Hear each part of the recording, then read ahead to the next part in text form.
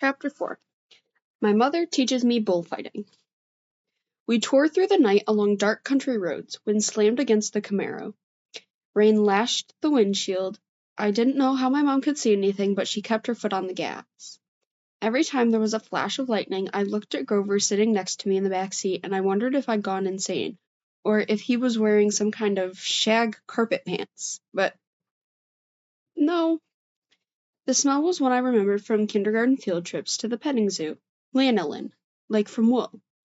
The smell of a wet barnyard animal. All I could think to say was, "So you and my mom know each other?" Grover's eyes flitted to the rearview mirror, though there were no cars behind us. "Not exactly," he said. "I mean, we've never met in person, but she knew I was watching you." "Watching me?" "Keeping tabs on you, making sure you were okay, but I wasn't faking being your friend. I am your friend." What are you exactly?" "That doesn't matter right now." "It doesn't matter?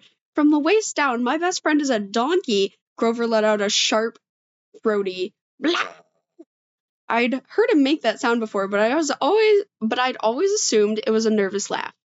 Now I realized it was more of an irritated bleat. "Goat!" he cried. "What?" "I'm a goat from the waist down." "You just said it didn't matter." Blah!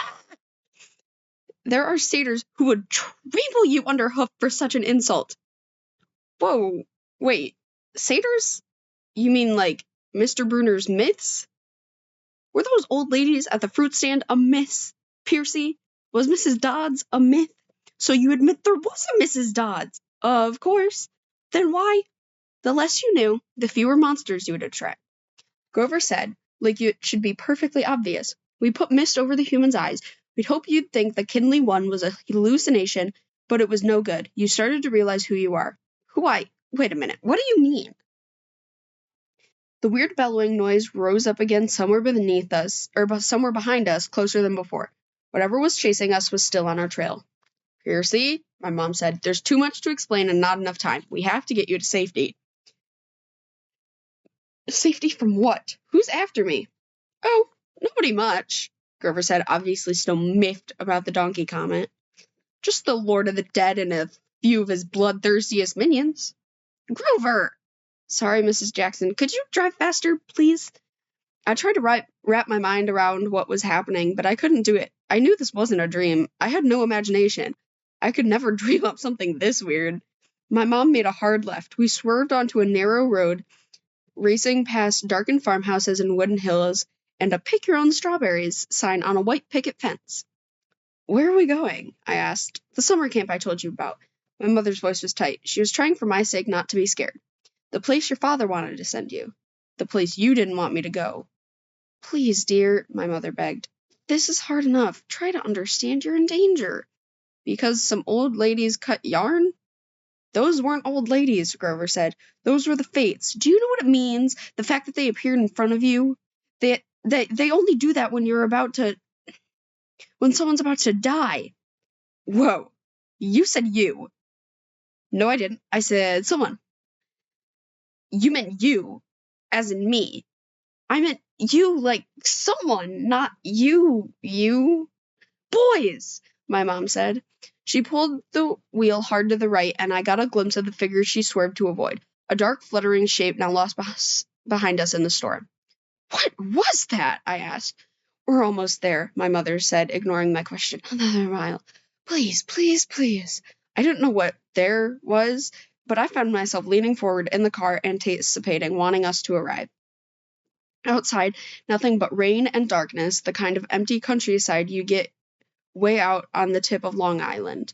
I thought about Mrs. Dodds and the moment when she changed into that thing with pointed teeth and leathery wings.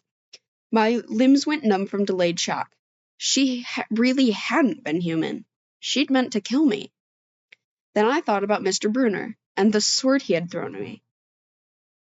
Before I could ask Grover about that, the hair rose on the back of my neck. There was a blinding flash, a jaw-rattling boom, and our car exploded. I remember feeling weightless, like I was being crushed, fried, and hosed down all at the same time. I peeled my forehead off the back of the driver's seat and said, "Ow." "Percy!" my mom shouted. "I'm okay." I tried to shake off the daze. I wasn't dead. The car hadn't really exploded. We'd swerved into a ditch. Our driver's side doors were wedged in the mud. The roof had cracked open like an eggshell, and the rain was pouring in. Lightning. That was the only explanation. We'd been blasted right off the road. Next to me in the backseat was a big, motionless lump. Grover! He was slumped over, blood trickling from the side of his mouth. I shook his furry hip, thinking, "No, even if you are half barnyard animal, you're my best friend, and I don't want you to die." He groaned. And I knew there was hope. "Percy," my mother said, "we have to." Her voice faltered. I looked back. In a flash of lightning, through the mud-spattered rear windshield, I saw a figure lumbering towards us on the shoulder of the road. It was a sight that made my skin crawl. It was the dark silhouette of a huge guy, like a football player. He seemed to be holding a blanket over his head. His top half was fuzzy and bulky, and his upraised hands made it look like he had horns. I swallowed hard. "Who is—" "Percy," my mother said, deadly serious. "Get out of the car." My mother threw herself against the driver's side door. It was jammed shut in the mud. I tried mine. Stuck too. I desperately looked at the hole in the roof. It might have been an exit, but the edges were still sizzling and smoking. "Climb up the passenger side," my mother told me. "Percy, you have to run. Do you see that big tree?" "What?" Another flash of lightning, and through the smoking hole in the roof, I saw the tree she meant. A huge, White House Christmas tree-sized pine at the crest of the nearest hill. "That's the property line," my mom said. "Get over that hill and you'll see a big farmhouse down in the valley. Run and don't look back. Yell for help. Don't stop until you reach the door." "Mom, you're coming too." Her face went pale, her eyes sad as she looked at the ocean. "No," I shouted. "You are coming with me. Help me carry Grover." "Food," Grover moaned a little louder. The man with the blanket on his head kept coming towards us, making grunting and snorting noises. As he got closer, I realized he couldn't be holding a blanket over his head because his hands, huge, meaty hands, were swinging at his sides. There was no blanket, meaning the bulky, fuzzy mass that was too big to be his head was his head. And the points that looked like horns? "He doesn't want us," my mother told me. "He wants you. Besides, I can't cross the property line." "But we don't have time, Percy. Go, please." I got mad. Then, mad at my mother, at Grover the goat, and at the thing with the horns lumbering towards us slowly and deliberately, like a bull. I climbed across Grover and pushed the door open into the rain. "We're going together. Come on, Mom." "I told you, Mom, I am not leaving you. Help me with Grover." I didn't wait for her answer. I scrambled outside, dragging Grover from the car. He was surprisingly light, but I couldn't have carried him very far if my mom hadn't come to my aid. Together we draped Grover's arms over our shoulders and started stumbling uphill through the wet, waist-high grass. Glancing back, I got my first clear look at the monster. He was 7 feet tall. Easy. His arms and legs looked like something from the cover of a Muscle Man magazine. Bulging biceps and triceps and a bunch of other seps and all stuffed like baseballs under veined web skin. He wore no clothes except for underwear, and I mean bright white Fruit of the Looms, which would have looked funny except for the top half of his body was so scary. Coarse brown hair started at about his belly button and got thicker as it reached his shoulder. His neck was a mass of muscle and fur leading up to his enormous head, which had a snout as long as my arm, snotty nostrils with a gleaming brass ring, cruel black eyes, and horns. Enormous black and white horns with points you just couldn't get from electric sharpener. I recognized the monster, all right. He had been in one of our first stories, Mr. Bruner told us. But he couldn't be real. I blinked the rain out of my eyes. "That's Fasife's son," my mother said. "I wish I'd known how badly they want to kill you. But he's the Don't say his name," she warned. "Names have powers." The pine tree was still too far away, 100 yards uphill at least. I glanced behind me. The bullman hunched over our car looking in the windows, or not looking exactly, more like snuffling, nuzzling. I wasn't sure why he bothered since we were only about 50 feet away. Food? Grover moaned. Shh, I told him. Mom, what's he doing? He doesn't see us. His sight and hearing are terrible. He goes by smell. But he'll figure out where we are soon enough. As if on cue, the bull man bellowed and raged. He picked up Gabe's Camaro by the torn roof, the chassis creaking and groaning. He raised the car over his head and threw it down on the road. It slammed into the wet asphalt and skidded in a shower of sparks for about half a mile before coming to a stop. The gas tank exploded. Not a scratch, I remember Gabe saying. Oops. Percy, my mom said. When he sees us, he'll charge. Wait until the last second, then jump out of the way, directly sideways.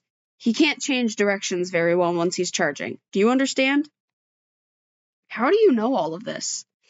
I've been worried about an attack for a long time. I should have expected this. I was selfish, keeping you near me. Keeping me near you, but another bellow of rage, and the bullman started tromping uphill. He smelled us. The pine tree was only a few more yards, but the hill was getting steeper and slicker, and Grover wasn't getting any lighter. The bullman closed in another few seconds, and he'd be on top of us.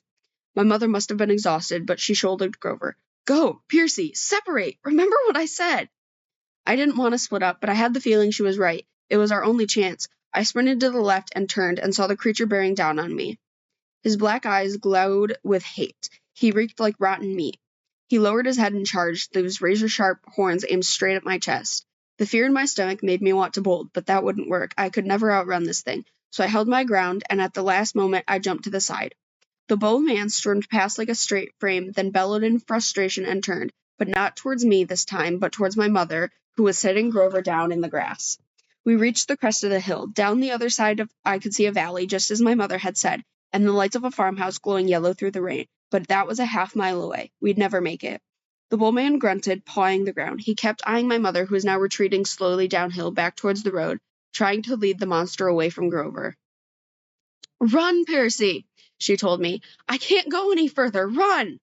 But I just stood there, frozen in fear, as the monster charged at her. She tried to sidestep as she told me to do, but the monster had learned his lesson. His hand shot out and grabbed her by the neck as she tried to get away. He lifted her as she struggled, kicking and pummeling the air. Mom!